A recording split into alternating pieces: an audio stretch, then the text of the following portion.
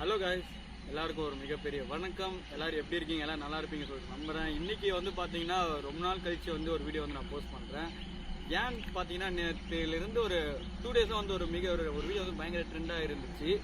அது என்னன்னு பார்த்தீங்கன்னா, உங்களுக்கு தமிழில் ஒரு விஷயம் கொடுத்துருப்பேன்.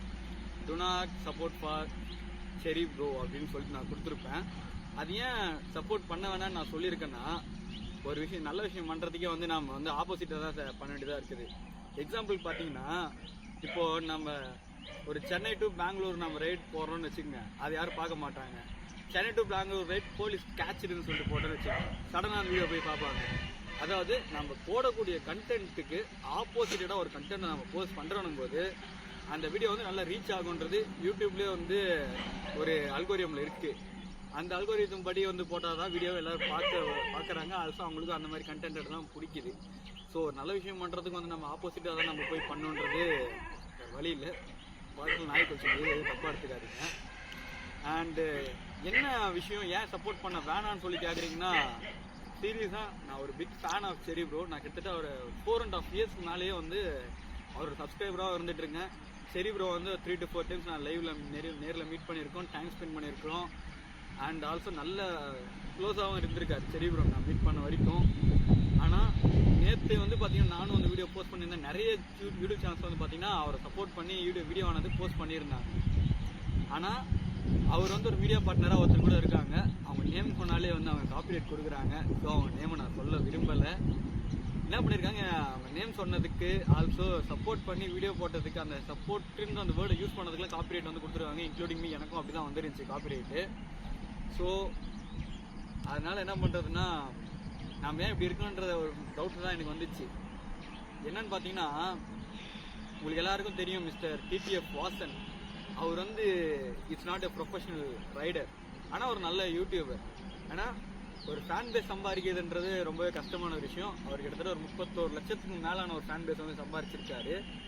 ஆல்சோ சில யூடியூப் சேனல்ஸ் எப்படி சொல்கிறதுனா, ஒரு மனுஷன் இங்கே ரஷ்யாவில் இருக்கக்கூடிய ஒரு மிகப்பெரிய ஒரு ஹைவே, கிட்டத்தட்ட ஒரு 11,000 கிலோமீட்டர்ஸ்க்கு நீண்டி இருக்கிற அவ்வளோ பெரிய ஹைவேவை 25 டேஸில் கம்ப்ளீட் பண்ணி இந்தியாவில் இருந்து முதல்ல அந்த டே கம்ப்ளீட் பண்ணவர் இவர் மட்டும்தான் நியூ ரெக்கார்டே கிரியேட் பண்ணியிருக்காரு.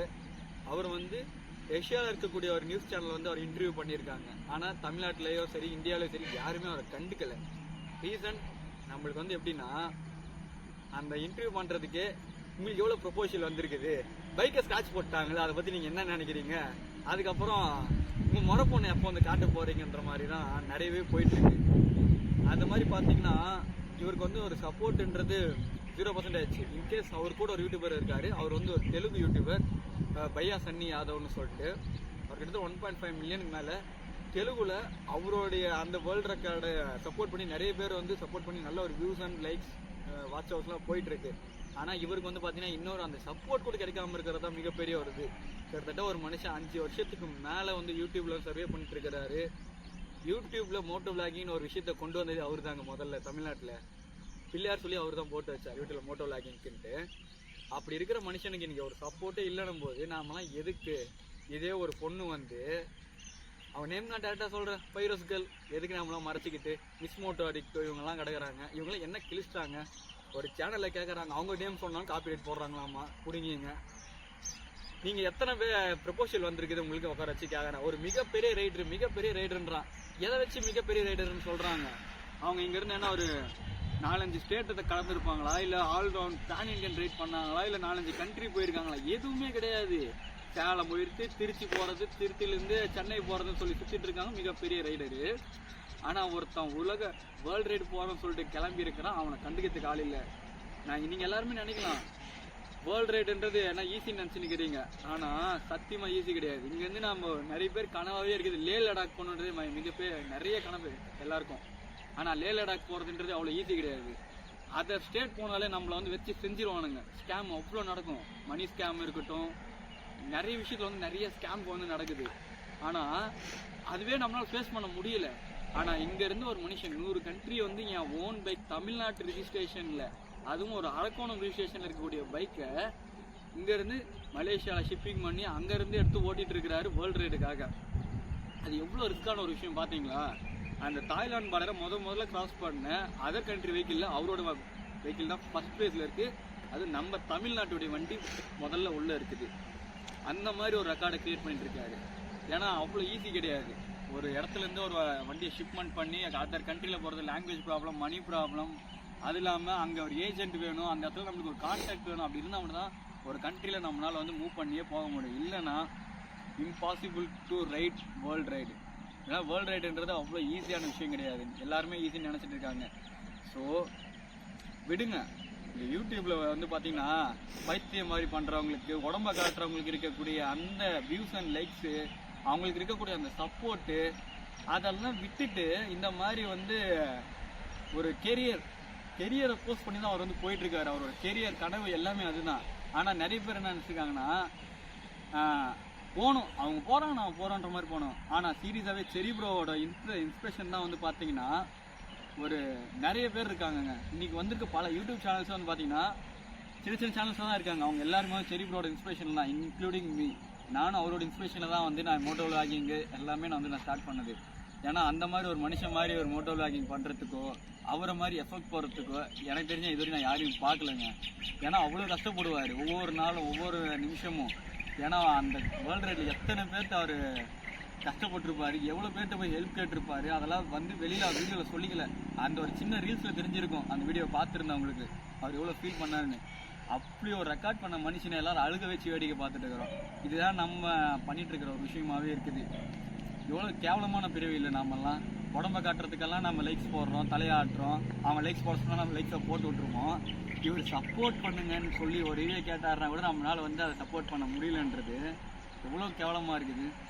ஸோ கைஸ், எல்லாருமே வந்து இந்த மாதிரி ஒரு மனுஷங்க நிறைய பேர் இருக்காங்க. என் கான்டெக்ட்ஸில் வந்து பார்த்தீங்கன்னா நிறைய யூடியூபர்ஸ் இருக்காங்க. அவங்கள பற்றிலாம் வந்து நான் நெக்ஸ்ட் வீடியோவில் நான் சொல்கிறேன். ஆனால் இவருக்கு நம்மளால் முடிஞ்ச சப்போர்ட்டை வந்து தயவு செஞ்சு ஃபுல்லாக கொடுங்க. ஏன்னா சப்போர்ட்டு தான் அந்த மனுஷனுக்கு ரொம்ப ரொம்ப ரொம்ப ரொம்ப இம்பார்ட்டண்ட்டான ஒரு விஷயம்.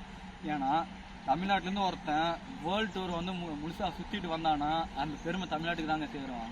அதுவும் நம்ம அண்ணங்க சரி அண்ணா, அவர் கேட்டவுடனே அவரோட சைடா அந்த சுசுகி SX1000 வண்டி கேட்டவுடனே கொடுத்தாருங்க. நான் டாடல் பண்ண தான் கேட்டேன். அந்த வண்டி சடனாக கொடுத்தாரு. டிடிஎஃப் சொல்கிறான், இது உங்களோட பைக் தான், இது உங்களோட பைக் தான் டிடிஎஃப்னு கொடுக்க சொல்லுங்களேன். பார்க்குற வண்டிக்கு கொடுக்க மாட்டான். ஏன்னா அது அவங்க ஹஸ்பண்ட் வாங்கினதுன்னுவான். கேட்டால் ஓட்ட தெரியாது, பவர் ஜாஸ்தின்னுவான். அதை விட பவர் ஜாஸ்திங்க சுசுகி SX1000. ஆனால் அந்த வண்டி வந்து நான் கேட்டான்னா இந்த மாதிரி கொடுங்க நான் வண்டின்னு சொல்லிட்டு அவர் மீட்டப்பில் நான் கேட்குறேன். சடனாக அவ்வளோ காஸ்ட்லியான பைக்கை வந்து கீழே கொடுத்தாரு. நம்ம வண்டி எதுக்கு எடுத்துருக்குறோம், முறுக்க தானே எடுத்துருக்கோம், போட்டு முறுக்குங்கன்னு சொல்கிற மனுஷனை பார்க்கவே முடியாது. மற்றவங்களாம் வந்து ஒரு பொய்யான ஒரு கிரியேட்டிவால தான் நம்மளை வந்து மேனேஜ் பண்ணி மெயின்டைன் பண்ணி சப்ஸ்கிரைபராக கண்டினியூ பண்ணி கூட்டிகிட்டு போயிட்டுருக்காங்க. தவிர இந்த மாதிரி ஒரு மனுஷனை வந்து நாமளாம் தக்க வச்சுக்கணுங்க. தயவு செஞ்சு சப்போர்ட் பண்ணுங்கள், எல்லாருக்கும் சப்போர்ட் பண்ணுங்கள். அதாவது டேலண்டட் பர்சன்ஸுக்கு சப்போர்ட் பண்ணுங்கள். அதுக்கப்புறம் என்டர்டைன்மெண்ட்டுக்கு நீங்கள் யாருக்கு வேணால் சப்போர்ட் பண்ணுங்கள். டேலண்டட் பர்சன் தயவு செஞ்சு சப்போர்ட் பண்ணி அவங்கள வந்து மேலே கொண்டு வாங்க, அவங்கள 4 பேருக்கு தெரிய வைங்க. ஏன்னா அப்போ தான் நம்மளுடைய பெருமை என்னான்னு சொல்லிட்டு அவங்களுக்கு தெரியும். தமிழ்நாட்டுக்காரனால எதுவுமே முடியாதுன்னெலாம் கிடையாதுங்க. எல்லாத்தையும் முடியும்னு காமிச்சேன் தமிழ்நாட்டுக்காரன் தான். இன்க்ளூடிங் கூகுள் இன்னைக்கு கண்ட்ரோல் வச்சுருக்கிற CEO சுந்தர் பிச்சையே வந்து நம்ம தமிழ்நாட்டை சேர்ந்தவர் தாங்க. இதோட என்னங்க நம்மளுக்கு பெருமை இருக்குது. இந்த மாதிரி வேர்ல்டு ரைடை முதல்ல முடிச்சுட்டு வந்தவர் நம்ம செரின்ற பெருமை நம்மளுக்கு வேணுங்க. கண்டிப்பாக ஒரு வேர்ல்டு ரைடை முடித்து யாராவது சப்போர்ட் பண்ணுறோம். அடுத்து அவர் வேர்ல்டு ரைடை முடிச்சுட்டு இந்தியாவுக்குள்ள வரத்துக்கு இன்னும் 2 வருஷம் ஆகும். அதுக்குள்ளே அவருடைய சப்ஸ்கிரைபர்ஸ் 3 மில்லியனுக்கு மேலே இருக்கணும். எல்லோரும் சப்போர்ட் பண்ணணும். இந்த வீடியோ வந்து உங்களுக்கு பிடிச்சிருச்சுன்னா மறக்காமல் அவருக்கு கீழே ஒரு கமெண்ட்டை போட்டுட்டு என்னோட இது கமெண்ட் செக்ஷனுக்குள்ள ஒரு கமெண்ட்டை போடுங்க. கமெண்ட்டை போட்டதுக்கு ஒரு லைக்கு கொடுங்க. அது போதும். எனக்கு சப்ஸ்கிரைப் பண்ணணும்னு கூட அவசியம் இல்லை. அவருக்கு நீங்கள் எல்லோரும் சப்ஸ்கிரைப் பண்ணிங்கனாலே போதும். அதுவே எனக்கு நீங்கள் சப்ஸ்கிரைப் பண்ண மாதிரி தான். ஸோ இந்த வீடியோ இவ்வளோ நேரம் வந்து பொறுமையாக எல்லோரும் பார்த்ததுக்கு thank you so much to all. And next வீடியோவில் வந்து இந்த மாதிரி மற்ற டேலண்டட் பர்சன்ஸை பற்றி நான் டீட்டெயிலாக பேச போகிறேன். ஸோ மறக்காமல் அந்த வீடியோக்கெல்லாம் வெயிட்டிங்கில் இருங்க. கண்டிப்பாக அந்த வீடியோ இன்னும் சூப்பராகவே வரும். And Tata bye bye guys, thank you to all.